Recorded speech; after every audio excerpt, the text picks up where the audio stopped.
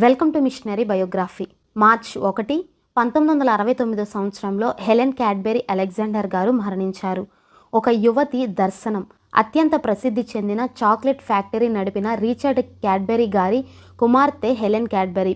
16 సంవత్సరాల వయసులోనే క్రీస్తుని అంగీకరించి పాఠశాలకు ప్రతిదినం బైబిల్ను తీసుకువెళ్లేవారు.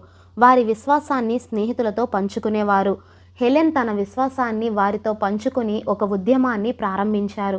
తన తండ్రి ఇచ్చిన క్రొత్త నిబంధన తీసుకువెళ్ళడానికి అమ్మాయిల దుస్తులకు పాకెట్లు కుట్టే అమ్మాయిల బృందాన్ని ఏర్పాటు చేశారు.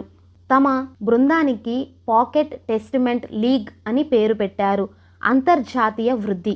అమెరికన్ సువార్థికుడైన చార్లెస్ అలెగ్జాండర్ గారిని వివాహం చేసుకున్నారు. చార్లెస్ గారు హెలెన్ దృష్టిని గమనించి ఆమెతో సహకరించారు. లండన్లో అంతర్జాతీయ ప్రధాన కార్యాలయంలో మొదట ప్రపంచ యుద్ధం సమయంలో శిక్షణ పొందుతున్న